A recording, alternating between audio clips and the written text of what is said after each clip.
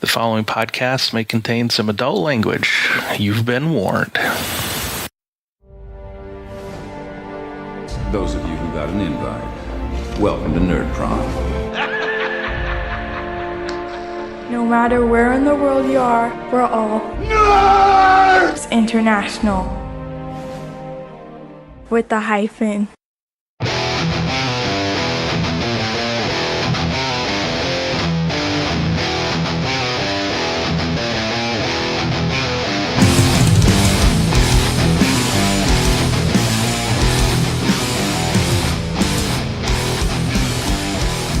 Welcome to Finding the Narrative, the Genesys RPG Podcast. This is a show dedicated to the Genesys role-playing system from Fantasy Flight Games, a show in which we, your hosts, discuss all things Genesys from both a player's and a GM's perspective.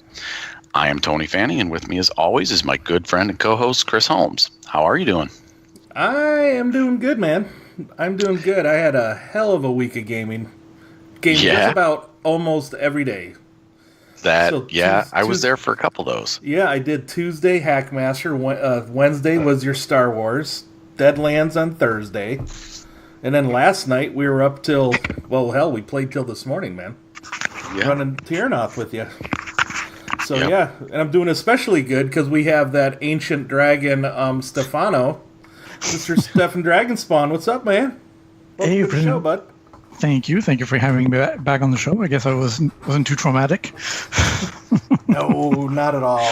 And this show we've named, Tony's named, the talent show Part 2, Dragonspawn Boogaloo. Awesome. Yeah, so let's see. So really, the only news that we have was just an article that came up the other day on the Genesys website about the Android, Magnum Opus. I guess that's their trade show or something that they do. Or something. I'm not really too familiar with it, but there was a nice little paragraph, a couple of sentences that says, let's see, at Magnum Opus, you'll have the chance to not only enjoy Genesys Adventure in the Android setting, but take part in a larger weekend-long role-playing event that will allow you to both explore and give shape to the Android setting. So, what do you guys think about that one? Kind of knew it was the next one maybe coming, but... Right, well, they announced earlier in the week that they were losing the Netrunner license. Okay. It's going to Wizards of the Coast, going back to them. Okay. But we knew that. And Netrunner was originally a generic cyberpunk-style card game that they had adopted into the Android setting that they owned rights for. So they still own the Android setting, but Netrunner's going away. As far as that, though, they are announcing that that's ending. This is their world championship for the final season of Netrunner. Okay. And then here we go. So we're going to get probably Android as our next setting. We kind of knew that was coming, but I'm guessing that's, following the formula they did last year. They had Gen Con, where they did a bunch of Terranoth adventures and then announced the book shortly thereafter. It's probably going to go similar way. Gen Con this year, they're running Android Adventures, and then they have that Worlds thing in September, and so their Magnum Opus, as they're calling it. Cool. So we can look forward to probably having an Android setting announced later this year. Yeah, man. Very cool. Yep. Any other news? That's it. Okay. That's all I got. Well, we got some listener feedback. Cool. And so I got the first one is from the Sapient. First of all, it's one of the guys who we mentioned in our last show. Yep. It says, hey, I'm one of the authors of the Genesys Talents Expanded. I wanted to thank you for the kind words in your recent podcast. I enjoy your show, and it was fun to hear our little project get a mention. Keep up the good work, and even if it makes me lament all the campaigns and settings I'll never have time to play. We feel you there, buddy. Yeah, I'll third that one, man. So many to play, so little time. Yeah. And it was worth it to check up on the latest version, because when Tyranoth came out, they actually added a whole lot of talents from Tyranoth's book in his expanded document. So yeah, that was really cool. And edited a few others, I think, that were the ones that were fan created. Gotcha. Honestly, you can't really tell. I mean, you can see some of them that are fan created. You can see, kind of spot them, but there isn't really anything in there that I find that's horribly unbalanced. Everything in there is well balanced, and as most of them were already tried and true as far as Star Wars talents. Yeah. I mean that community over there, not only the Genesis community, but even the Star Wars community.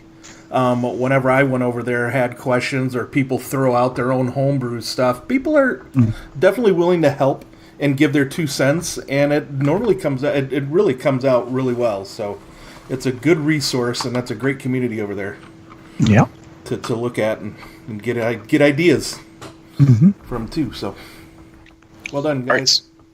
Yep. So yeah, thanks again for writing that, and thanks for writing us. Yeah, thanks a lot. Okay, so we also have from Jared Wilson. I love your show. I'm a fellow podcaster who has done a martial arts podcast, Martial Thoughts, for 5 years. I've been catching up on your old episodes. I didn't even think we had old episodes yet, but Dude, we're double digits, man. I've been binging it for the last week. Cool. I found Genesis and your podcast as I was using Star Wars to convert it to the Indiana Jones RPG. However, Genesis seems almost made for Indiana Jones. It does. So his question for the show is, I haven't found a table or anything dealing with poisons, and I want Indy to get bit by snakes, stung by scorpions, and such. Any suggestions for the effects?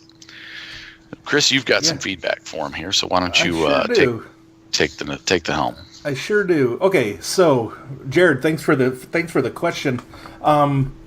Really, what it comes down to is you'll want to use resilience checks versus poison, and medicine to make the poisons themselves. Though I mean, I'd allow alchemy to do that, and then skullduggery to use the poisons. Now, as far as the effects go, I found 3 in the Genesis core, and 7 references to poisons and effects in Realms of Tyranoth. And really, the theme that I got were 2 different themes: losing strain and wounds, and when you fail a resilience check. The other effect was the burn quality. So on page 147, the Venomous Fangs talent, Venomous Fangs on the Bane Spider gives the burn 2 quality, which I think that's the same as there's a Venom-soaked blade in Realms of Tyranoth on page 91. There's a talent, I believe, wasn't there? Yeah, Venom-soaked blade is the talent. Yeah, and so just do a search for poison and you'll find them. There's actually, to be honest, poison in Realms of Tyranoth, page 102 and 103. It's a hard resilience check. You'll suffer 4 wounds and 4 strain, plus 1 strain per threat that they generate. And then if a despair is generated, they repeat the check at the beginning of their next turn, whoever suffered the poison. That right there is basically the default effect that you want. And then you can go from there. You can make it even harder. You can make it more, more deadly. Like the Serpent Dagger on page 110. That was, you have a magical dagger that's a Serpent Dagger. You spend 1 advantage to poison the target. They have to make a daunting resilience check or suffer 8 wounds and 8 strain. Holy shit. That sounds like almost like Black Mamba poison right there. Yeah, exactly. So, and then a couple of the adversaries in the back of Realms of Tyranoth have things as well. So, depending on the snake, and I think definitely for poisons, For scorpion poison, I would definitely use if they generate a despair when they roll, and I would give them a critical injury, and then maybe 4 wounds, 4 strain, plus a strain per threat. So, that's what I got there. How about you guys? And you can always tailor it a little bit, like taking your serpent dagger there, and maybe it's a non-lethal poison that just causes strain, and they just get knocked out for a while. Yeah, absolutely. Right. Or staggered, or staggered. Just falling to sleep. Yep. And I think there was a potion of paralyzation as well, where there's a hard resilience check, or they're immobilized for 3 rounds. Well, there you go. They can't move, but they might be able to act, but still. Yeah, I mean, depending on the severity, you'd be like in Lord of the Rings, the Shelob poisons Frodo, and he's not dead. He looks dead, but he's just paralyzed. Yep, absolutely. Right.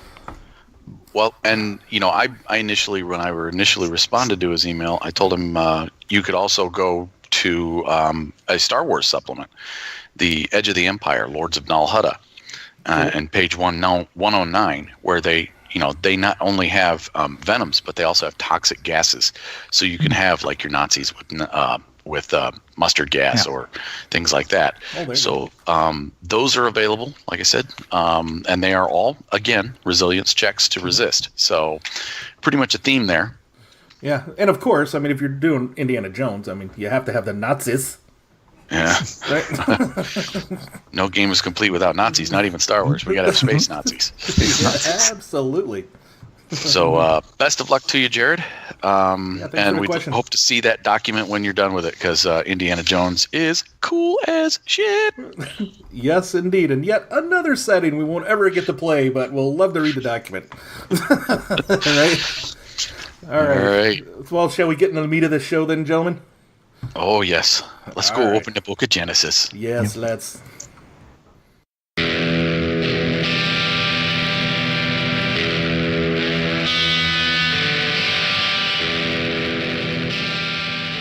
All right, everybody.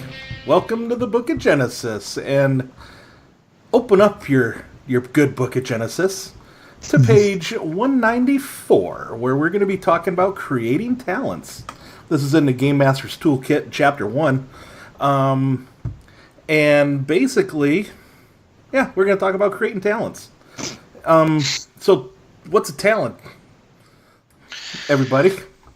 Well, what is a talent? Well, talent is, at its heart, a way for a character to break the rules. Your character operates according to the rules laid down in chapters 1, 6, and 7 of the book. They make skill checks, they follow the action, maneuver limitations during combat, so on and so forth. They're added setback dice for and need boost dice for conditional modifiers. Talents are ways to mitigate those. A lot of times talents will remove setback dice or add boost dice, or change the way the rules are for a specific action. So, and they're freaking cool. Yeah, that's what talents are. Yeah, if you're coming from that famous D shift 7D system, 3.5 or whatever, you could think of them as feats. If you're coming from Savage Worlds, edges. I think that's the clearest. What do you call it? The closest comparison there. Analogy, because edges allow you to break the rules as well. Mm-hmm. Yeah, in Hackmaster they have special proficiencies and abilities that you can buy too. So, and this is their way of doing it. The talents. Right. So when we go to create a talent,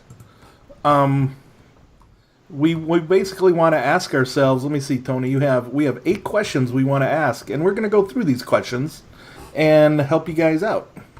Yeah. So, how about we have our guest here take care of the first one? Yeah, man. The first question. All right. So, do you want a mechanical effect or a narrative one? So you have to think about, does it affect an actual role or a stat, a skill, or is it just more of a nice way to describe a character's action or what he's trying to do. And the examples they put in under their knack for it has a mechanical effect. It allows you to remove setback dice from your pool. Whereas how convenient, on the other hand, is a narrative. These are talents that are back earlier in the book. It is a narrative effect because it just changes the ongoing story, but doesn't interact directly with the game mechanics. And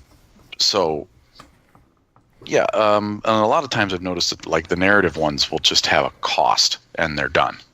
Whether it's strain cost or whether it's a story point cost, it just allows you to do something. That's cool. Yeah. So, next is which characters does the talent affect? Now, in this case, an important one. Yes, generally the talents affect the character who has them benefit that character in some way. Sometimes talent might affect their allies, and sometimes you might not want the talent to be for every character. You might want it to be tailored to a specific type of character. So you need to think about that. Yeah, it could, could target enemies too, like your scathing tirade. Sticks and stones, man. Yeah, exactly. Or sometimes it could be limited, like you said, to a racial kind of talent. Only elves can take this, or only orcs. Yep. And we'll get into mine later. I have a way around that, but as always, right. So, Chris, what's the next one? Well, the next one is: would this talent be used in a specific type of encounter? And right now we have a couple different types of encounters. One would be a combat encounter, which is the more structured encounter. The other one would be a social encounter. And other encounters, other hazards you put in your character's way could be, while they're traveling, the environment that they're in. Could be talents that affect that. Like one would be, what would it be, survivalist or hunter or something, where it gives the survival skill or maybe a knowledge nature skill or something as class skills to them. Yeah, right? helping them survive, thirst or finding shelter. Or... Yep. And for those out there wanting to do investigative games, you can also create talents for your investigative. Especially if you're doing a Cthulhu-esque one where you have you have a certain level of clues that you want your characters to identify, and you can create talents that would help with that. That's a good example too. And then maybe even types of combat. One would be like personal or vehicle combat. Some of them could be specific to driving vehicles. I know there's a couple of them from the Star Wars one. The piloting, some of the piloting ones that get rid of your setback dice and stuff while handling and such. So that's another one. Yeah, or hacking or slicing, depending on what you call it as well. Hey, that's a great example. That's also another good type of encounter, if you will. Yeah. Yep. Hack or slice. Sweet. And magic encounters also. Yeah. Magic spells. Magic spells. Yep. All right. So what's the next one there, Stefan? What do we have? The next one is the talent active or passive? Does it just lie there, limp, or do you have to wake it up? The talent, I mean. Yeah, exactly. Yes. Of course, Stefan. Of course.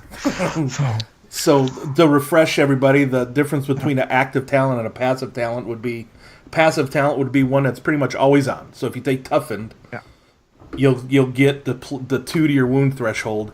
Or an active would be ones that you would need to activate, whether it's an action, a maneuver, or an incidental, an out of turn incidental, or something as well. Yeah. So that's another thing you want to. Yeah, like for example, just a passive one is basic military training. It just gives you 3 skills as a career skill. That's it. Once you've got the talents, you mark those off as career skills. You're good to go. Yep. Absolutely. Nice. All right, what do we got next here, Tony? Okay, if the talent is active, how long does it take to use? So this is important. Does it take an action? Is it an immediate, or excuse me, an incidental? Is it a maneuver? So on and so forth. This is where you just determine the type of action. How long does it take to use? And you'll want to err on the side of caution here and make it an action first, and then if it seems like, okay, it could be a maneuver, you can always create an improved version later that will make it a maneuver. Yep. Or good idea. And something that was already a maneuver, obviously a great way to make a talent for something that was already a maneuver is like drawing a weapon. In Quick Draw is you made a talent and now it's an incidental. So yeah, good example there. Yeah. And then, oh yes, and there was also the out of turn incidentals. So some talents are designed to be used during an other character's turn, such as dodge. And talents like this always require an out of turn incidental. They can't require an action or a maneuver because generally your character can't take action or maneuvers on other characters' turns. So, but you can mitigate if it's a more powerful out-of-turn incidental, you can mitigate that with a cost. And that brings us to the next question, Chris. Yeah. So we have three different types of costs here. One would be story points. Like your heroic abilities from what do you call it? From Realms of Tyrnoth cost you a couple story points to use. Some talents require you to use story points to use. Now remember, what we were talking about last time is if there is a story point cost, and they're doing it with an action, part of a roll, they won't be able to use a story point to increase their roll. They have to use it to activate that talent. And if you want that talent to be used that way, that's a good choice that you're giving your players to use. The other cost is strain. So it might cost a couple of strain, like Tony had said, a couple strain to activate a talent to use. They do say can cost as little as 1, and probably shouldn't go any higher than 4 strain. And I know there are a couple of talents. Like, I believe, what was the one? Oh, I just got defensive stance for my guy last night, where you could spend a strain per rank of the talent to upgrade melee attacks coming in on him, and that's a third or second tier talent. So you can second tier talent, so I can get it up to 4 times if I want. So that would cost 4 strain to do. And then of course the time it takes will limit the number, your talent as well, whether it's an action or a maneuver to use. So, yeah. All right. And then we have how often should the talent be used during a session? This is the next one. Yep, and that is. And you forgot to read your question from the last one. It was if a talent is active, what does it cost to use?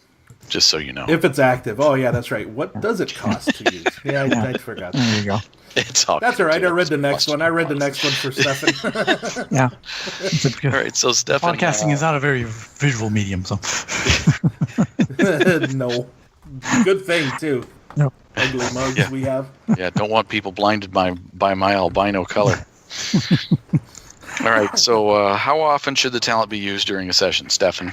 That's it. Some will probably can be used almost any time. Quick draw can be used any time. They're trying to draw a weapon or item from your pocket or holster. It's a very basic one. Some, if they get more and more powerful, it could be just once per encounter. And then some of the really, really powerful ones, the heroic abilities, would be probably once per session. Your rerolls. You're rerolling a check. Yeah. Yeah, anyone that allows you to reroll. That's it. Those are pretty powerful. Yep. Exactly. So that's one way of limiting. You don't use all of those powerful abilities. Oh, we're going to reroll just because I spent a story point. Yep. And definitely your once per encounters and your once per sessions, you want to try and keep those on the character's turn. Yeah. Yeah. So. Yep. All right, and then the last question, which is really the biggest question. It really is. And it's the one that What's the name? Yeah. No, that's usually easy, at least for me, anyway. No, the big question is, what tier does your talent occupy? Now, And tier 1. That's our 8th question, and I thought there would have been a 9th one, which kind of relates to this question actually, and it would be whether your talent is ranked or not. So it kind of goes hand in hand with what tier does it occupy. You know what I mean? Mm-hmm. Yeah. But we could talk and about that is true. talents soon. No, that's a good valid point. So tier 1 talents usually are the simplest. Now I've seen a couple tier talents that are still a little they break game rules pretty heavily, like the shapeshifter talent in Realms of Terranoth, or there's another one in Star Wars, Call It, I think it is. Okay. Yeah. They're pretty powerful for tier 1s, but when you think about it, but when for instance, like the shapeshifter, you have to be incapacitated to use it. So what that one is limited is by you're not very often going to be incapacitated, unless your GM is Pearson Monster who wants to kill you every time you play. You're not going to be incapacitated, or if your GM happens to throw ATSTs at you or whatever. Then well, then you're not incapacitated. You just turn to pink mist. Well, that's it. You're just blown up. Yeah. Yeah. Just catching a case of the deads. This is true. Yeah, absolutely. So tier 1 talents, ranked talents, a lot of them will start at tier 1. If you don't start a talent at tier 1, if it's a ranked and you're only wanting them to have 2 or 3 ranks of it. If it's going to be broken by the time they get the 5th rank, don't start it at tier 1. Correct. Yeah, exactly. Tier 4, maybe. Oh, right.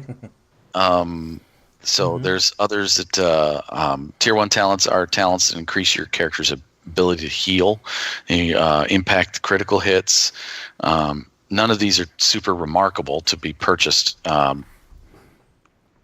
And so they're tier 1 talents are they're the base of your pyramid. You're going to have quite a few of them. They're going to be strong, solid beginners. Yeah. Yep, absolutely. And there should be more tier 1 talents out there. Create a whole bunch, people. Well, just like in other systems, you'll always have the lower powered ones, as almost like requirements before going up, whether it's edges or feats, you need these edges first, and right before you can get the really powerful legendary edge. Yeah. Exactly. That allows me to Molinex everyone. Yep. So then talents become a little more interesting when you get to tier 2. Because it says here, it kind of changes how your character behaves throughout the encounter. Defensive talents can go into tier 2. Letting them perform actions or maneuvers to protect them from melee attacks or ranged attacks would go in here as well. Let's see. Letting somebody use two weapons and making it easier for them to use 2 weapons. I know Daryl had the dual wielder talent, and that allows you to wield 2 weapons and not take that increase in difficulty. But it is a maneuver to use, which we found out last night. So as well, so that again, choices, given your characters or your players choices to make is it's all part of the game. It's all cool.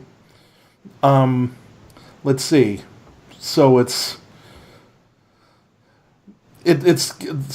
here, this is an interesting statement here. Overall, Tier 2 is a good place to add in ranked talents that are useful enough that you'll want a lot of characters to take them, but that you don't want to become an auto-include. That's interesting. That's an interesting statement. Yep. What do you guys think about that? Like an auto-includes, like, I have to have this one. I gotta have talent. I've gotta have tough, and if I've got a tank or something. If it's an auto-include, it should be down to Tier 1. I mean, that's because everybody's trying to get.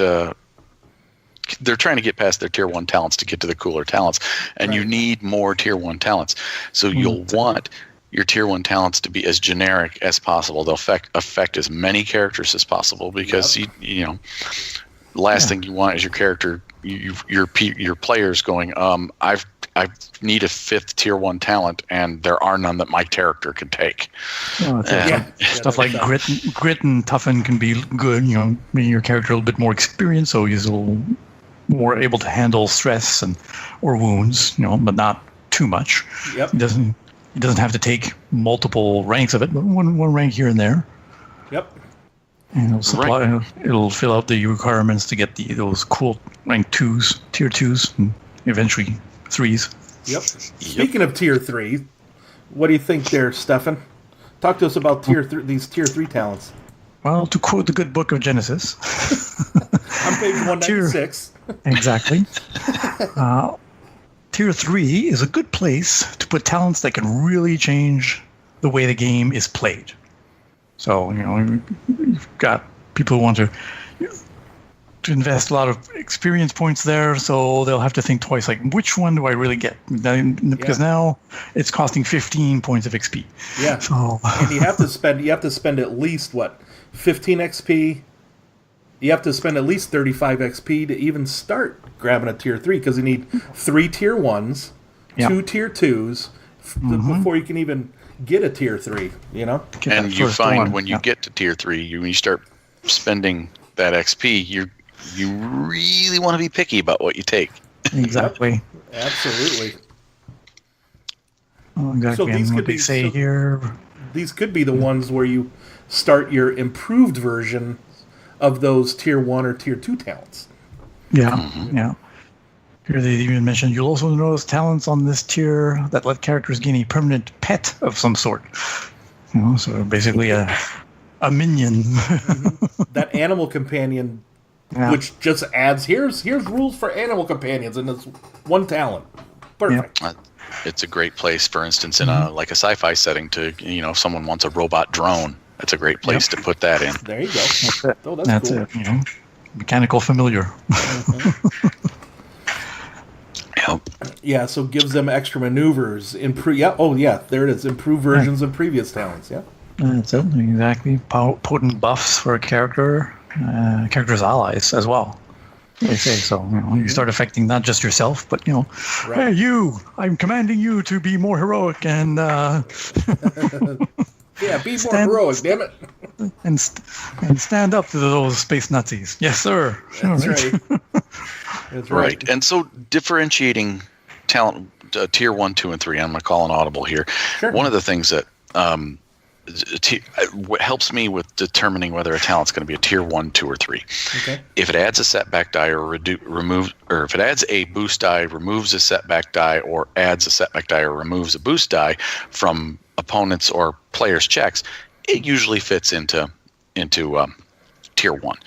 If it adds automatic advantage or adds automatic threats, or it gives allies a number of people a boost die or a number of people a setback die, then it usually fits into tier 2 mechanically. And then tier 3 is where you're going to start upgrading or downgrading checks. And that's how you can differentiate the mechanicals for anything in those 3 tiers. That aren't still those, and again, those aren't game breaking. They're still game enhancing in a way, right, Tony? Like like you're saying, improving, upgrading a check or downgrading checks and stuff too. Not breaking a game. But tier 4 though. Oh, do you have something else? One way maybe to remember that is like, you know, okay, tier 1, your 1 boost die or 1 setback die mostly that affects you.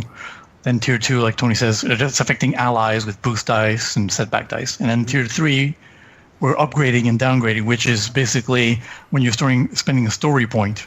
Yep. You know, it's almost like a bit of a triumph. You know, like 3 advantages worth 1 triumph. There you go. Tier 3, you're upgrading automatically or downgrading. And with those, I mean, it probably goes without saying, if you're going to create a talent that automatically upgrades or downgrades a check, don't have it spend a story point to do. Because they could do that anyways, you know what I mean? Right. This is more flavorful, if you will. A little more narrative, if you will. So Good point, Chris. Yeah. So we get to tier 4, and that's, as Chris and I mentioned in our last show, that is where the best talents start. Tier 4 is where your game-breaking talents start to happen. Your characters, this allows for a deliberate way to alter the game and is going to work for only for certain characters. For example, a talent that lets you choose a critical injury when your character inflicts one, lets you choose the one you want to give them, the one that always staggers them or something. Or rather than rolling randomly, is a pretty serious change to the game. Talents that heavily alter the game's action economy should be tier 4 talents. So if a talent lets a character do something that would normally require an action as a maneuver, that means it can they can potentially do it 3 times in a single round instead of once. That's pretty bad. Yep. Considering you can only do 2 maneuvers a round. 2 maneuvers, but you can downgrade your action to a maneuver. That's it. So technically 3. Yeah. There is a hard. Yeah. So, I mean, likewise, a buff that gives a character an extra action belongs here. So if you want to, as an additional action, so the character gets to roll dice twice on their turn, that's where it's going to fit into tier 4. That is the niche for that particular type of talent, and I've seen a couple of them written that way.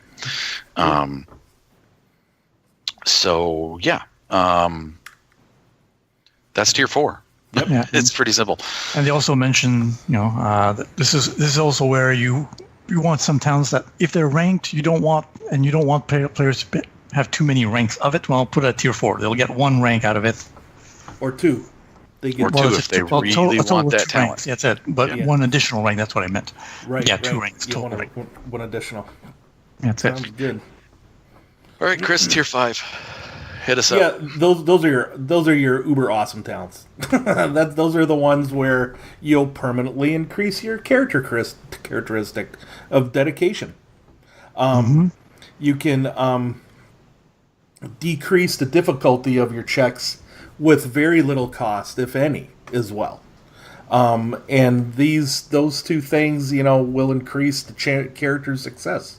Greatly increase the chance of success there, and it's worth it because it costs. I think I calculated it out. You have to spend 150 experience points before you can even choose to do tier 5. Once you take your first tier 5, that's 175 experience points you've spent. So damn right, and if I'm spending 25 of them, which, depending on how many XP you get per session, that could be 2 sessions worth of experience points, and you're just getting 1 talent. Man, I want something cool to do. So, and then all ranked talents eventually will have a tier 5 version of it, as well, just to let you guys know. So, and then, so like that defensive stance, heck, if I do a tier 2, 3, 4, and 5, if you remember, so ranked talents, you have to, if you choose the second rank of a talent, it has to be at a higher tier. So if I do 4 ranks of defensive stance for 4 strain as a maneuver every time, and anytime somebody attacks my character till the end of my next turn, I get to upgrade those melee attacks coming at me. Get upgraded 4 times. What? That's upgraded, dude. I just became adversary 4, playa. I mean that's what that is. And hey, for tier 5, heck yeah, might be worth it. Yeah. Tony's saying, no, you bastard, you better not do that. If you're focusing on being a bodyguard, that is a way to go, dude. You're not going anywhere. You're going to be standing right there. Exactly. Yeah, sure. Bang on me all the time. Oh, by the way, you're probably going to generate a despair in that too. So you'll probably want to get like improved parry or whatever. I don't know if that's the one where you can, if they generate a despair, you can quickly attack them back, or if that was the Star Wars. Yeah. I don't know. Yeah. And doesn't Realm of Tyrnoth have, Chris, your favorite Tier 5 talent there? That I forget the name, something Zealous or Zealous Fire. Oh, That's Zealous me. Fire? Yeah, that was Tony. But after he said that, yeah, that is the. Oh, you want to spend? That's the mana battery for the spellcaster, basically. Spend a story point, GM or DM, whatever you want to call yourself. Dude, we encourage an example of my Terranoth game last night. The story points were flying on every roll, it seemed. Just about. Going back and forth. It was, I mean, I'm just sitting here going, okay, if I had a player that had Zealous Fire, they would never run out of strain in this encounter. Exactly. Yeah. Oh, I'm going to shoot my fireball again at you. Oh, it doesn't cost any strain because you upgraded yours as well, DM. GM. That's it.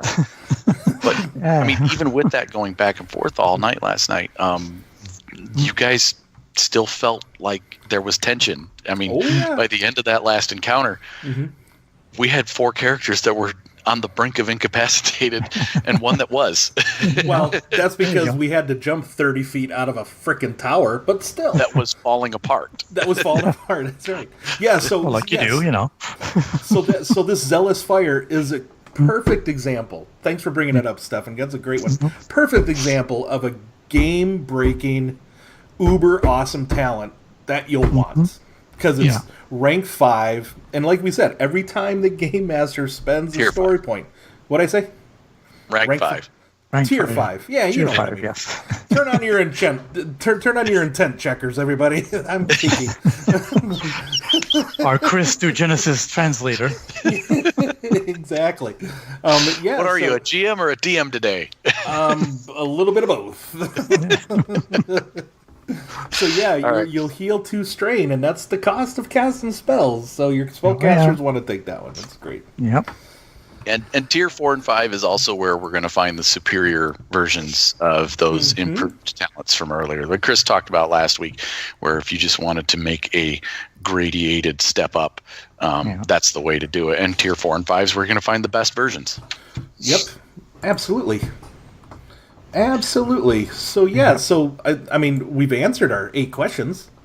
Talent creation. Do you guys ever have anything to add to this? I think they've done a great job in this book of describing just kind of how to balance out these talents, to be honest. Well, we've got a great framework. Why don't we go ahead and put some nuts and bolts on it and make our own talents? Let's do that. That's right. what we will do. Let's step on over into setting the tone. All right.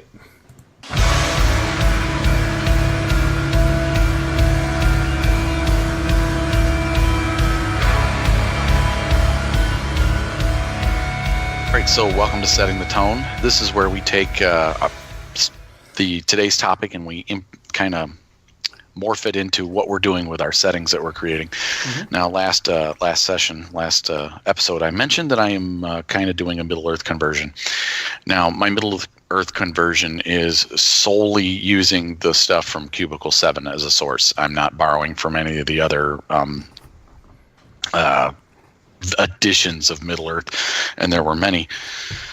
So what I'm doing, I thought about it good and hard. I wanted to, because in that game you have cultural virtues that very much mimic talents, and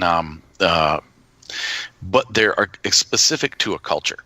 So I thought about making them talents, and I was going down that road initially. But then I would just prerequisite, you have to belong to the culture or race that is that's a. Right. But then I thought about it and I'm like, you know what? Let's just make them a list of virtues for each culture that they can buy with XP. So they're like talents, but they step out, and this allows me to do cool things with them because they step outside of the talent pyramid.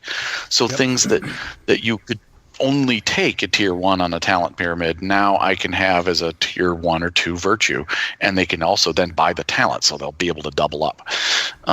Cool. So I'm not actually making a talent. I'm kind of subverting the rules, but I'm creating my virtues as talents. So I'm using the rules for talent creation. And so each culture has, in the books that I'm borrowing from, they each have 5 different virtues that they could choose from. And some of them would translate perfectly over to Genesys. I use the example of the skin coat for the Bjorning. To say the warrior's own courage will turn steel and iron better than Smith's hammer work. So as long as you wear no armor, you have resistance to non-magical piercing damage. Now, that's real easy for me. Skin coat, it would just be, as long as you're not wearing armor, you would have a soak of 2. Cool. An additional soak of 2. Mm-hmm. Simply done, easy, great tier 5 talent, tier 1 talent for 5 XP. Yeah. That's but an awesome one, by the way. Yes. And then I started looking at the others, and there's one that, okay, Beorn in Lord of the Rings, or in The Hobbit, dude could change into a bear. So the Beornings are people who follow Beorn, and some of them are descendants of his people. So why can't some of them change into bears? And I'm looking at this, and none of them really could in the virtues that they have in the book. So I'm actually creating my own virtue, and I am calling it the Skin Changer virtue. And so I'm going to use the Shapeshifter talent and its improved version, because some of these virtues are going to have tiers to them, much like improved and superior versions. Mm-hmm. So the first level of it, the Shape Changer, is going to be basically Shapeshifter from Realms of Tyranath. And I'm going to just port that over. It's going to be exactly the same. And then the second tier of it would be very much like the improved version, except for also, I think that the character could then also stay in that form indefinitely. So what I'm talking about here is Shapeshifter on page 84 of Realms of Tyranath. When your character is incapacitated due to having exceeded their strain threshold while in their normal form, they undergo the following change as an out-of-turn incidental. They heal all strain. They increase their brawn and agility by 1 to a maximum of 5. And they reduce their intelligence and willpower by 1 to a minimum of 1. They deal 1 additional damage when making unarmed checks. And their unarmed attacks have a critical rating of 3 instead of 5. But they cannot use magic skills or ranged attacks. Your GM should ensure that NPCs react appropriately, and at the very least, upgrading the difficulty of social checks twice. Your character reverts to their normal form after 8 hours, or if they become incapacitated. So this is a perfect way to describe the shifting into a bear form like Beorn did. And it also seemed kind of like he had gotten to the point where he had spent some extra XP on it and taken the improved version, where that is also that is in Realms of Tyranath, page 89. Shapeshifter improved.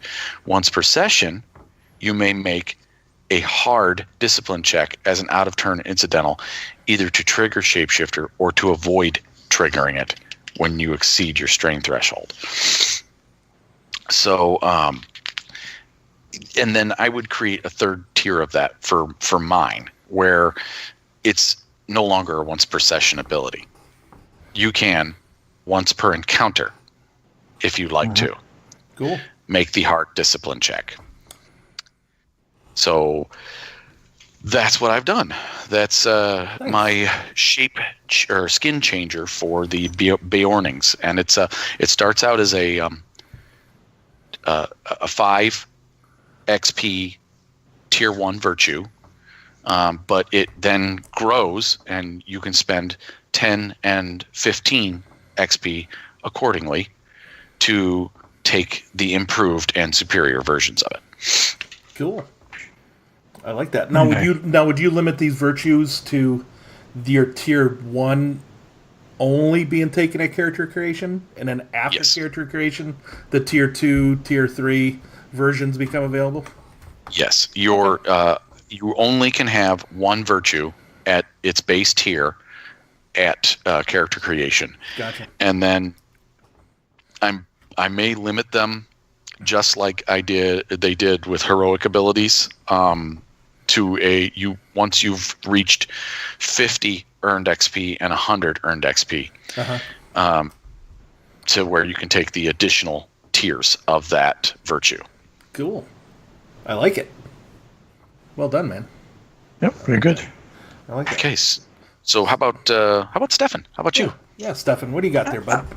All right. So as I mentioned earlier, I'm still in the process of converting some stuff from Shintar setting, which uses Savage Worlds, to and that's a fantasy setting? To the Genesys. Right? It's epic high fantasy setting. Cool. And they've got some of the typical races and some not so typical you can play. And one of them is the Goblin, as part of what's called the Goblin-esque races, which includes also orcs and ogres. And I've got a fellow player, Matthew Jones, who plays a goblin in my campaign. And they've got a series of racial edges that I'm thinking of converting. There's 3 of them that kind of related around the same theme of luck, basically. And if I could try to convert that or adapt that to Genesys, because they're 2 very different systems, of course. So I would be thinking of these 3 talents or edges at this point: Lucky Knit, Fortuitous Knit, and Serendipitous Knit. And just for the hell of it, the word knit comes from just meaning the egg or young form of a louse or other parasitic insect. Nice. So they sometimes refer to the 2 goblins as nits. Little parasites. So what's that? So the Lucky Knit, what is that? What is that edge that's in? Yeah. Why don't you read the edge? What is that in Savage Worlds? In Savage Worlds, Lucky Knit allows the Goblin player character to reroll any dice that come up a 1 when he spends a Benny to reroll. Okay. So if he spends a Benny, rerolls his whole dice pool, and some of them come up 1s, he can reroll them once. Right. And then Fortuitous Knit, following it along the same vein, he gains an extra wild die. When you're a wild card in Savage Worlds, you get your skill dice plus a wild die, which is a d6 usually. Well, the Lucky Knit gets a d4 as well. And then Serendipitous Knit upgrades that second wild die to a d6. So he'd be rolling 2d6 plus whatever his skill for charming or hitting something or whatever he'd be trying. So does that extra 1 get added in, or is it you just get now have a choice of 3? You have a choice between 3. Your choice of three dice, yeah. Gotcha. And Okay, come up with the best result. So, and then of course all the dice can explode. Mm-hmm. And so trying to translate that to Genesys, which doesn't use rerolls, of course. The closest thing is story points to upgrade something or downgrade your opponent's skill dice or their difficulty, actually. So, Lucky Knit, I was thinking maybe making it a little bit more than a rank 1 or tier 1. And if he spends a story point, he can flip a dice, one of his skill dice or boost dice, from a blank face to a success. There you go. That's perfect. Yeah, that's what I was thinking. I think of what was that specialization in Star Wars there, Tony? Was it the Gambler? I think. Yeah, it's Gambler that can do that. Yeah. So not necessarily re-roll it, but at least take that blank face and it has a success now. Now, would you call that a tier 3? At least tier 2, but yeah, probably a tier 3. Now, maybe you could start it out on tier 2, and they could only flip boost dice. Yeah, there you go. That's it. And so then just do a boost die, because your boost die doesn't know. I'll say because boost die won't be necessarily included in all dice pools anyway.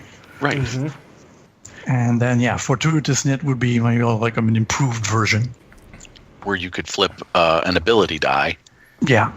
to a side of your choosing, not just no longer just to a success, but to a side of your choosing. Or so advantage. you could choose a success, what everybody would do, which is one with a success and an advantage on it. That's it. So there you go. Yep. Probably just mention that off the bat, like change a blank side to a success and advantage. There you go. And then your final version, the serendipitous nit.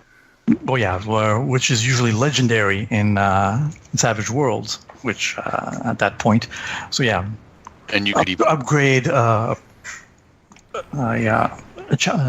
proficiency. Is that ability and proficiency, which is the red one, and then of course being able to change it to any result on the dice. Now, would you do dice that? facing. Now, would you do that for the positive dice and negative dice? I would think no, just because it affects just him. Right. But would you want the to positive- change? Would you want to change like either a boost die or a setback die to whatever you want? So if a boost die or a setback die does come up some, I guess it's a zero-sum game at that point, right? You could, well, that could be also because even for a tier 5, if he can change, a despair result to a nothing, that would be pretty powerful too. Well, I'm looking at so last night Tony was casting Doom on us, and this is a curse effect. It says after target makes a check, you may change one die in the pool, not displaying a triumph or a despair, to a different face. You know what I mean? Okay. So that's an effect that's actually adds difficulty to a curse spell. So that could be something you can look at, maybe balance, kind of finding the balance, if you will. There Yeah. You could also incorporate the exploding dice mechanic in that if a triumph is rolled, they get to roll in another yellow die. That could be it. Yeah. So- instead of just changing the face, it's like, oh, you might get another triumph. Yeah. So that's cool. I like that. That's pretty cool, dude. So that's what I sort of came up with at the last minute, but still, I had given it some thought at least a couple of days earlier. Awesome. All right, Chris. All right, so for me, in the Primeval Thule, which is a low magic, gritty, low fantasy setting, there are pirates and privateers. Now, of course, we know the difference between a pirate and a privateer is all relative.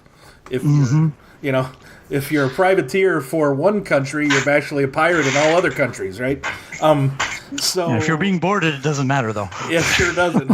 But so speaking of which, so there, you can be a pirate in this game or a privateer or something like that. And one of the neatest edges in Savage Worlds when I was playing in 50 Fathoms. Now my big glug, my big walrus fighter dude did not have this. It's called Rope Monkey. Okay? And let me read this real quick. Okay, so the requirements are seasoned, so you have to be a fairly experienced, a decent agility and a decent climbing skill. Anyways, so rope monkeys are those sailors who may have well been born in the rigging.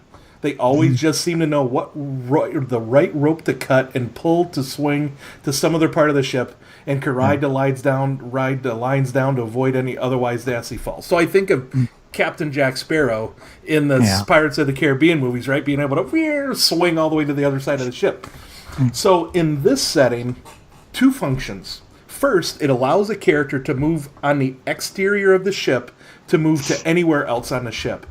Requiring in this setting, it requires a combat roll, and with a raise, they get to surprise a folk. So a raise in Savage Worlds is kind of like a critical success, if you will, or at least a couple of advantages, at least. a couple of advantages, right, and then it gives them +2 to their fighting attacks and damage rolls and stuff. So there's that. Then they can also use it in forests with tall trees and stuff. But so just thinking of this talent.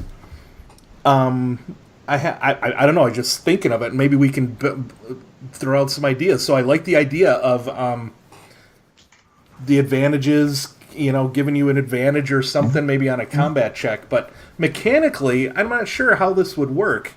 What I'm wanting to do. So if we go through our questions, right? Let's go through our questions. Let's do this. Let's do this. Yeah. Well, first off, before you go ahead, I would find both the idea interesting and very scary to have your walrus character swinging all around the ship on a rope and being able to go from stem to stern and surprising some poor slob. Would that make him a tusked raider? Yes. A tusk raider, that's right. He sure would be. Raider, yes. So I could just see him just going boing with his big belly. Get off my ship. So our first question is, it's definitely, I definitely want this to have some sort of mechanical effect. Though narratively, it's just a cool talent. I just love it narrative-wise, right?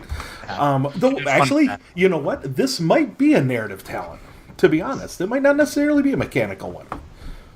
Yeah. No, I kind of want it to be a mechanical one because I want to give a boost die to a combat checks or something. I don't know. So which characters does it affect? Well, it's going to affect the player character. Obviously, yeah. Okay. It's going to be used during combat.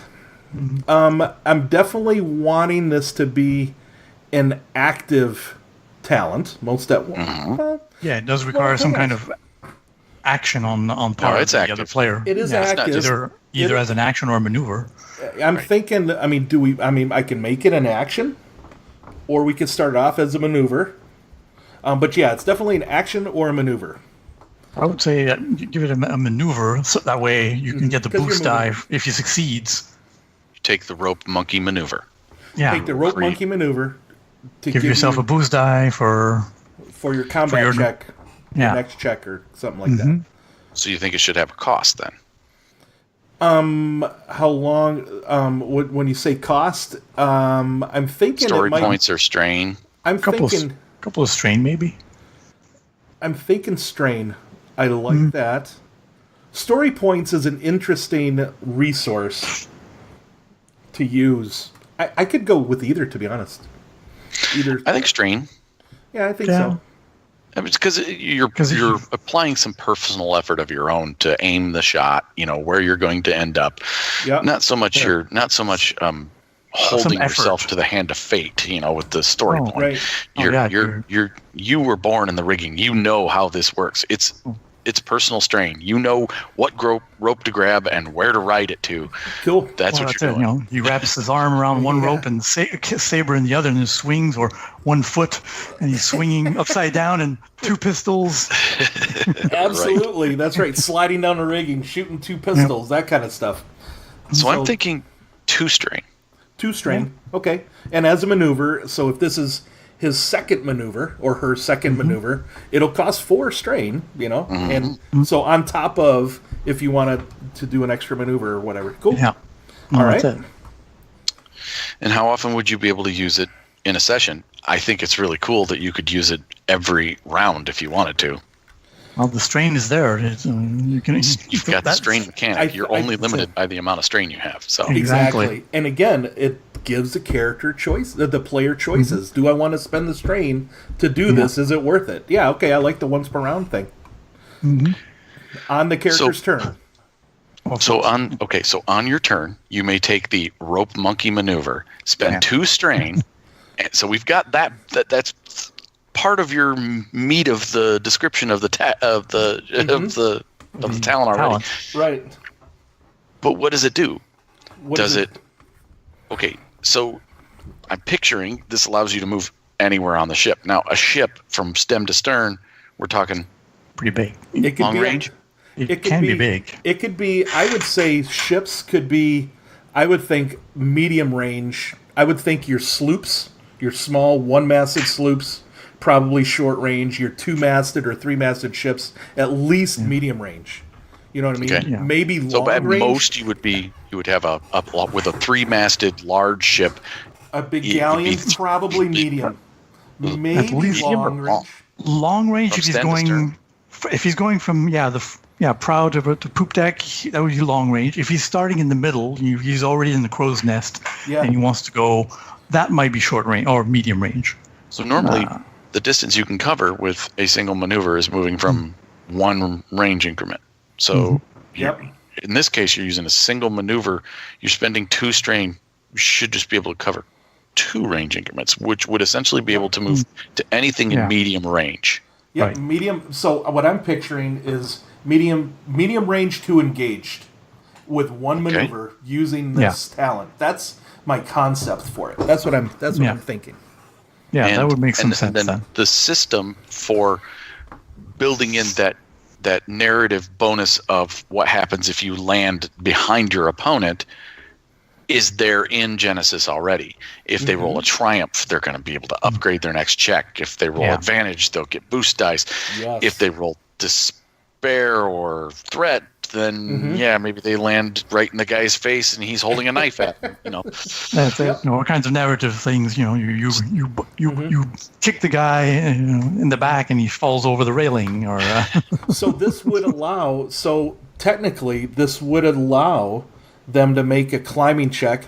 I would say athletics, right? It would be athletics, or maybe even coordination. I would go with either one. Would we require? You don't need to make a check. This could just be a maneuver. yeah. No check involved. Yeah, but So where they does could the attack when triumph? they get there. What does the triumph and the advantage come from? Oh, I'm sorry. Yeah, you're You know right. what I mean? You know what I mean? I wasn't Well, thinking.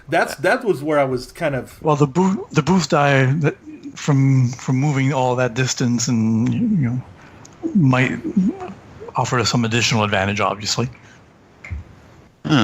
Yeah, you have a valid point. That we haven't built in a mechanic yet for a skill roll. So how would you have narrative bonuses from the skill roll? I see what you're saying. So right now you've got spend 2 strain to move anywhere in the ship at medium range, and then what are you saying? Make a check. Coordination. I mean, well, there's got to be some sort of advantage to doing this, right? Instead of just moving across the ship, which you would normally be able to do, right? Right, but you're trying to do it in a very cost dramatic way. 2 maneuvers. In this case, it's just 1 maneuver for 2 strain. Right. And so I'd still have a maneuver to do. Yep. So you'd still be able to aim your shot and attack if you wanted to. I think that feels good enough, to be honest. Yeah. I don't know Unless if we you really need to do anything else. Unless you make it as a part of an action when it's part of his coordination or athletic roll.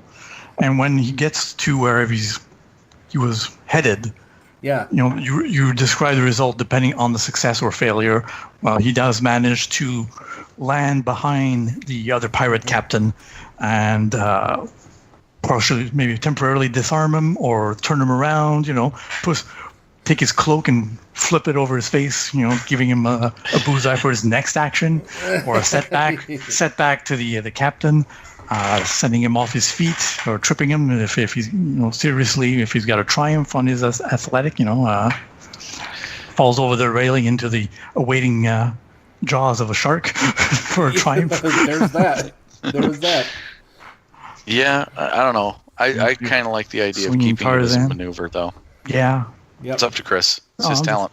Yeah, Well, just throwing ideas around. I like the idea of being able to spend 2 strain to move wherever you are on the ship as a maneuver. Basically from medium range as maneuver. And then And you I get think- the freedom as a character to decide what skill you roll at the end of that, to whether you're swinging in the air and shooting at people as you're passing by, or whether you're swinging to land next to that captain and you want to kick him in the chest, then you're making a brawl check to kick him in the chest and kick him off into the surf. You get the freedom to choose what check you're going to make at the end of it. Though then would this just be an action to do instead of a maneuver? If it's an action, then you got to apply a check to it. And then you do a check, right? Or you want to stop the pirate captain from chopping your friend's head off. So you swing real fast and put your sword to parry that blow just in time. Yeah, really up to you. There could probably be improved versions of this too. But yeah, I think I like the basic version. It's a And what tier would this be? I'm feeling like it might be a tier 2. Sounds like it. Maybe. Yeah, a bit like taking the Savage World things, like you have to have some experience on board ship kind of thing. Well, it wouldn't be an auto-include. That's where your key is right there. Okay, so this is something that any character could take. Yeah. But you wouldn't want it to be an auto-include, and that's your indicator. That's right where that tells you, this is more of a tier 2 than a tier 1. Mm-hmm. Well, that's it. It helps define your character a bit more, whether it's on the rig of a ship or, like you said, swinging vines from trees. Right. A society that lives up in the trees. Yeah, I'm thinking that it might just give that's cool. Yeah, so it's a tier 2 talent. Mm-hmm. It's not a ranked talent. The activation is a maneuver, and basically once per round on the character's turn, they could take 2 strain and move up to a medium distance when you're on a ship or in the woods, because this would probably apply in the woods, right? If you're in a wooded environment, to move from medium range to engaged. If you want. Yep. There you go. All right, cool. There we go. Sweet. All right. Thanks, guys. Well, that's setting the tone, and we built 2, 3, maybe even 5 talents in there. I don't know. Yeah, we might have. Cool. We've got talents coming out of our ears. If you're creating settings out there, folks, bounce these. I mean, you got players in your group. If you're the GM, bounce these off your players. Bounce them off of your friends that are other GMs. Bounce them off of us. You want to bounce these ideas because, again, as we started out with Chris's, it went several different levels of what we want to do, and eventually it boils down to the simplest form, what you really want talent to do, and having other people's input will help balance that for you. Yep. Well, that's it. Yep. And just remind yourself that if the players can have it, so can the NPCs. Yes, that's right. And I'll tell you, and even talk to your players about when this is like a session 0 kind of thing, almost true. And when somebody's coming up with the character concepts, it's like, hey, I've eventually, I want to be able to do this, but there's no talent to be able to do it. There's no reason why you can't make up one. Yeah, exactly. Specifically, you have the tools at your disposal. That's it. Yep. Plenty of guidelines. Yeah, and totally use the post it up on the FFG forums. All those that community's great, and they'll give you feedback. Nice constructive criticism on it as well. So awesome. All right. So on to Advantageous Threats. Yes, let's do it. All right.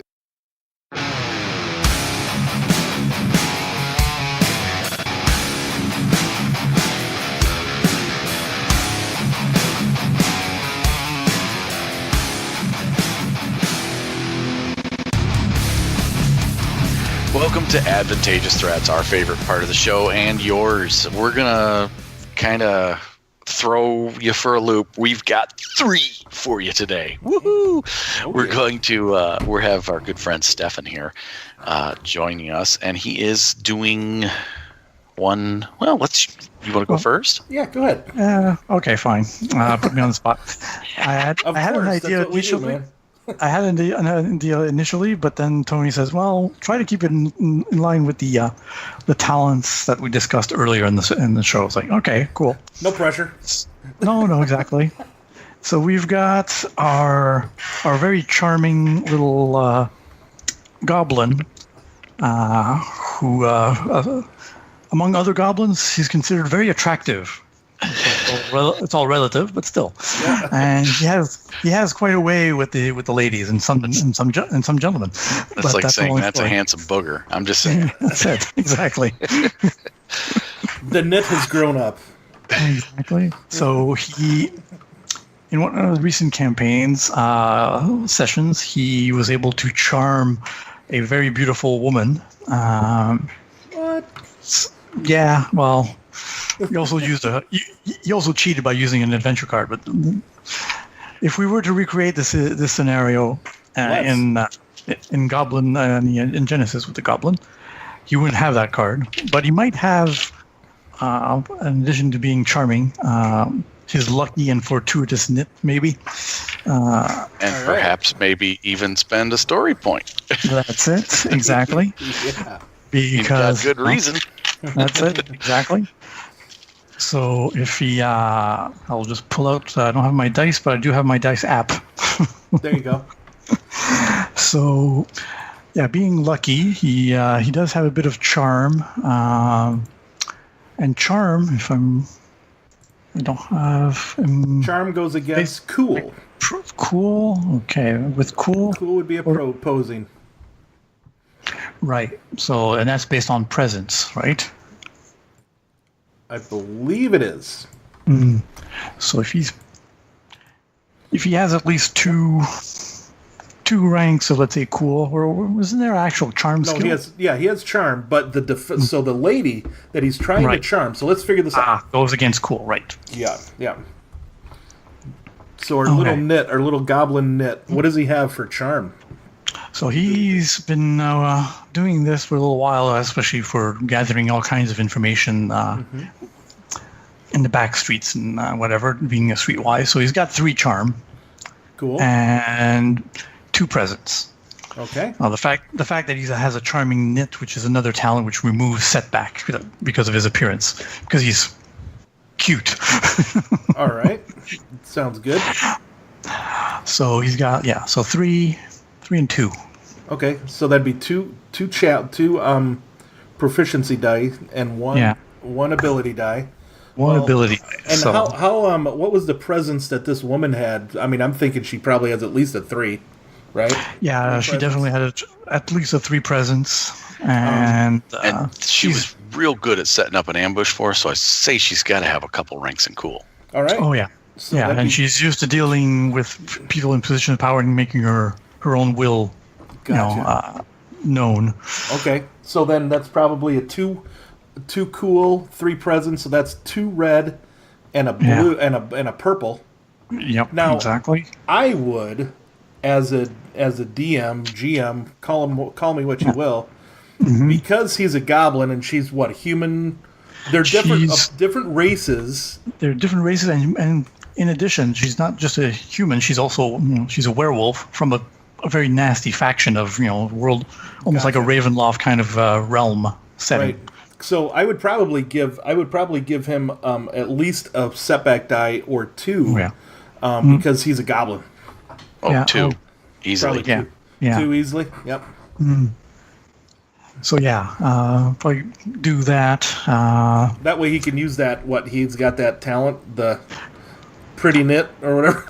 Well, if it's a charming knit, might remove one setback. Cool. So can remove one of that one. So he's down. Okay, a decent pool, and now no boost dice because is he trying to charm her out of an item or getting her to do something for him? Yeah, just charming her to get her to be more nice to him. Gotcha. Changing her attitude from, let's say, possibly hostile to at least neutral, if not more. Nice. So we've got 2 yellow, 1 green, 2 red, 1 purple, and a setback of luck. So let's roll that and see if his lucky knit kind of thing can come into effect. Cool. Okay. So, all right. So I managed to get 3 success and a threat. All right. Okay, so now with his fortuitous knit, he has the ability to change one of those ability dice to a better result? That's it. So he's got the setback dice is a blank, so that's fine. And actually, so maybe his ability dice is already the maximum of 2 successes, actually. So maybe he's able to cancel out a threat. Change that threat die to a blank. to a blank side. Cool. So you cancel out the threat. Yeah. Instead, so it still comes out a bit into his favor, getting the better odds, and he gets 3 successes, changing her attitude at the very least to, all right, I won't kill you outright now because you're so cute. Let's talk. Yeah, awesome. Very nice. Cool, dude. Now, well done. All right, so and thankfully, it wasn't Matt rolling that, because I know if Matt would have rolled it, he would have probably rolled 3 triumphs. Yeah, well, because every time that character has been attempted to be charming, it's been amazingly awesome. Perhaps if Poe had the serendipitous in it, then he could even affect his proficiency dice. And I had one dice had 2 successes and one an advantage and a success. So flip it one of those to get a triumph. Yeah. So we would have gotten maybe 2 successes and a triumph. Yep. Cool. So then she falls madly in love with him. Cool. Nice. All right, Tony, what you got there, bud? Okay, so I've got my character, Hrothgar the Bear, is defending his sleeping friends from a Gundabad orc assassin. He's using his skin changer virtue and shape-shifting into a bear. Now, I would have probably had him roll that to be on watch in advance. So he used that beforehand, but what that did was increased his brawn from 3 to 4 and made his melee attacks do an extra point of damage. So what he's going to do is he is going to attack the Gundabad orc and do so in a loud manner to wake his friends. So basically, I'm trying to get an attack across, but I'm hoping with enough advantage and maybe a triumph, I can wake my friends too.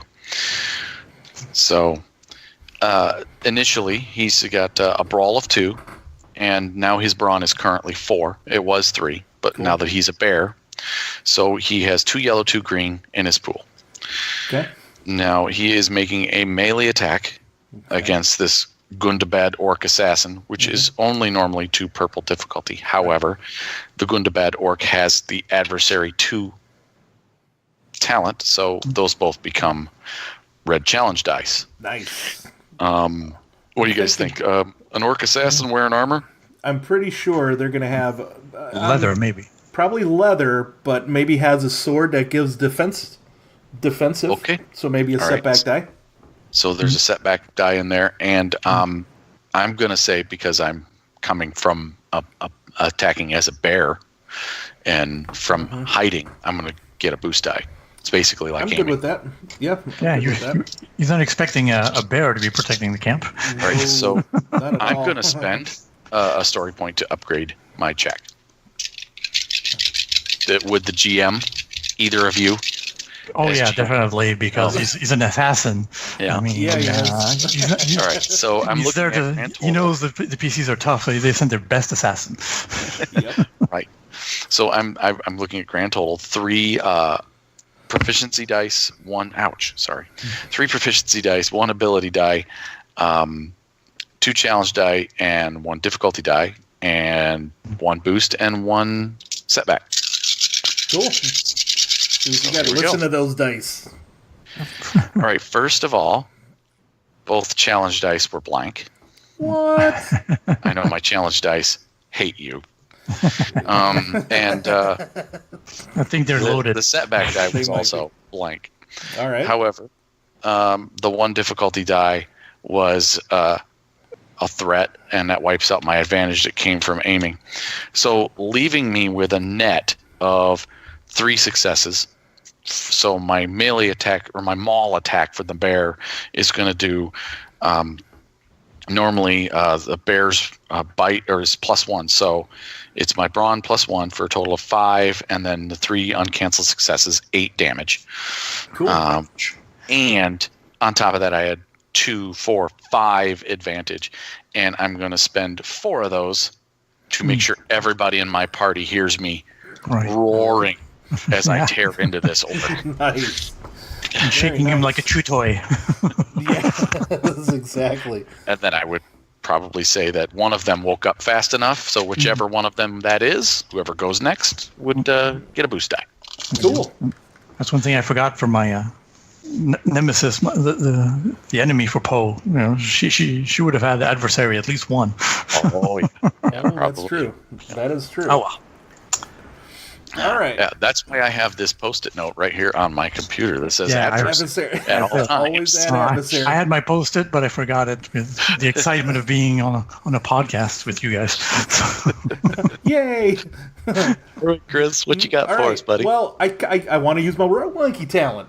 All right, And then. none better than Glug using my rope monkey talent as he's gonna do this. So Roborus.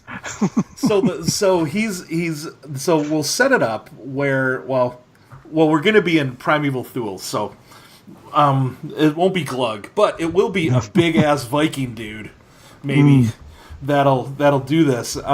They've boarded a ship at the front of the ship, and the captain just came out of his quarters.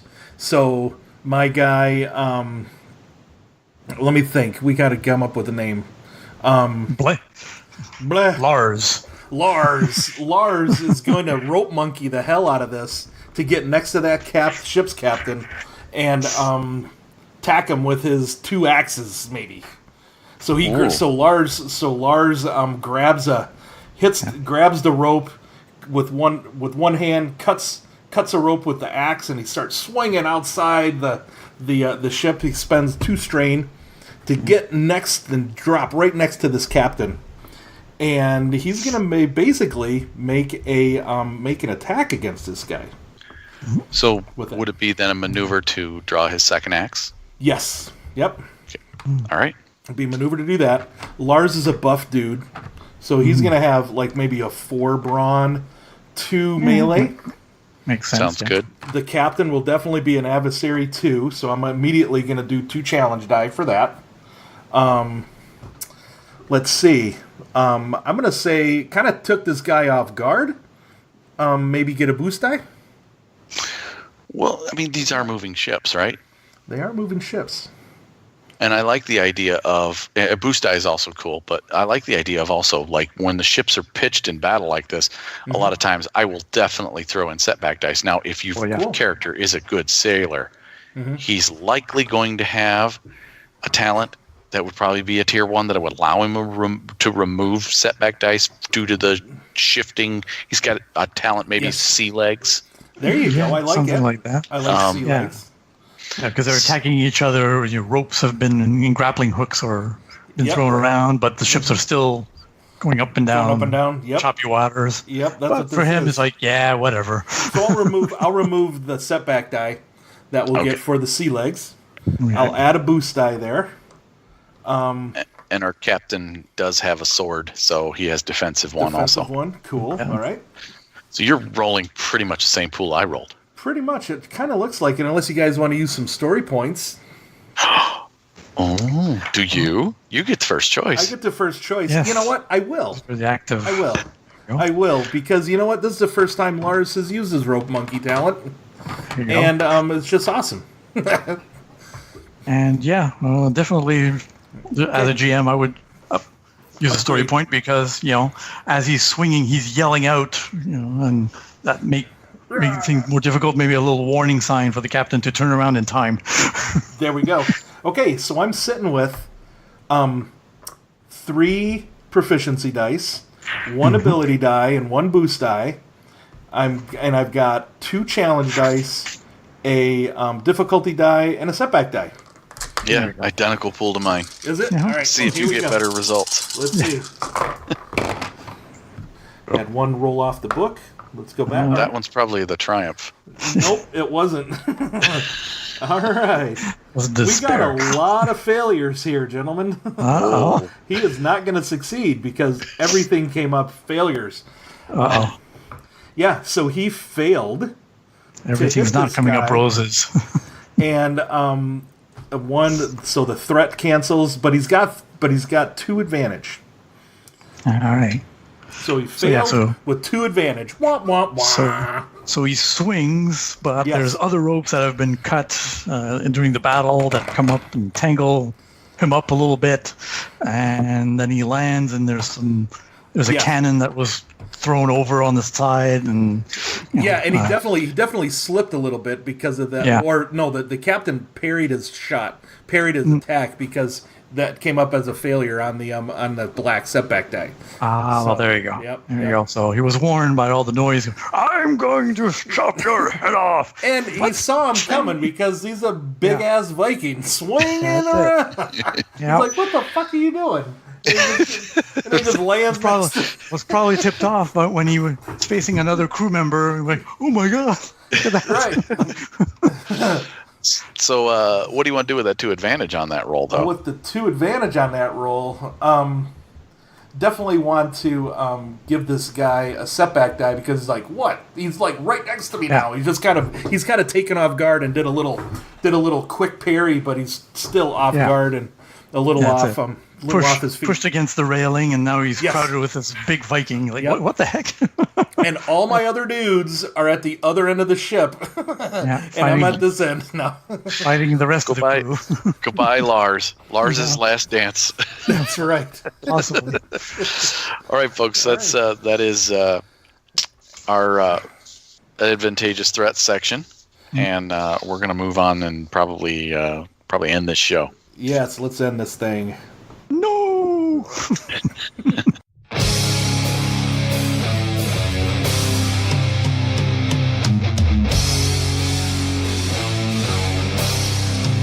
I want to know what happens to Lars. Maybe next time.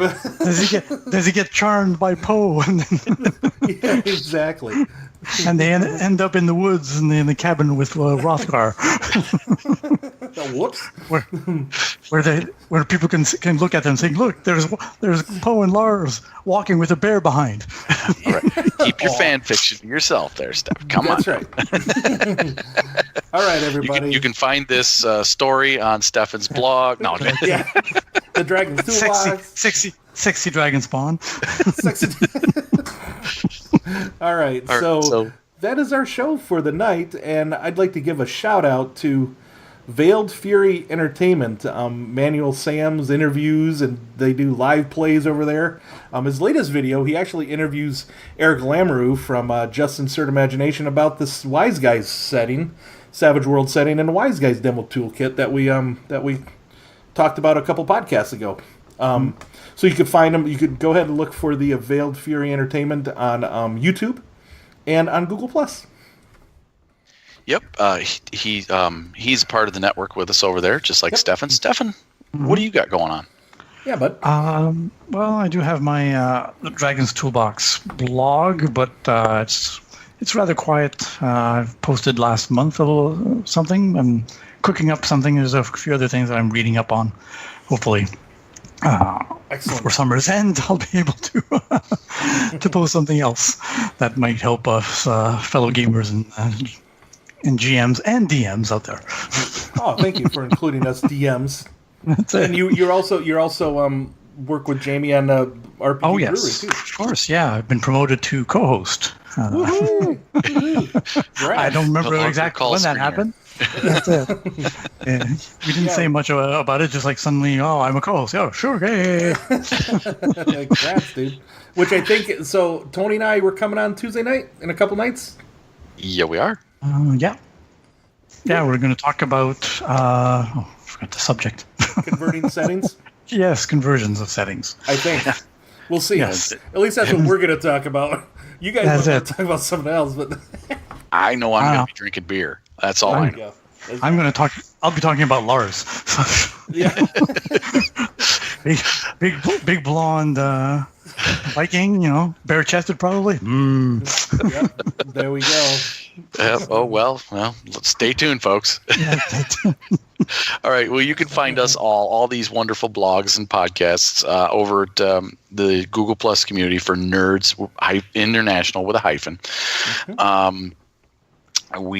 You can contact Chris and I at findingthenarrativepodcast at gmail.com. We'll get to your emails eventually, as we mentioned last week. And then you can talk to me at Finding the Narrative on Facebook, and I'll screenshot that stuff and send it over to Chris's way, and we'll both interact with you. Yep. And lastly, you can listen to us wherever you've been listening to us, and we also have YouTube. So, Yep. yeah. Thanks for coming on, Stefan. Thank you. And I'd like to also to mention that in a couple of months, we'll also, a whole bunch of us, be at in Richfield, Ohio at Con on the Cob. Oh, yeah, November. Yes, exactly. November. Pimping that out. Yes. Yep. November 8th through the 11th, I think that's when it is. Yep, exactly. So it'll be part 2 of Nerds on the Cob. Yeah, just go to like the rowdy people in the atrium by the pool. That's where we'll be. The loudest section of the con, sections really. of the con. Exactly. Yeah. We're expanding now at least to 3 tables, if not 4. So. That's awesome. Yep. Very nice. All right. Well, and next time, not sure what our topic will be. We're gonna cover something, but we'll see you in 2 weeks, folks. So this is Tony saying, keep rolling them bones. And this is Chris saying, remember the rule of cool and just have fun, everybody. Good night. Good night. Adios.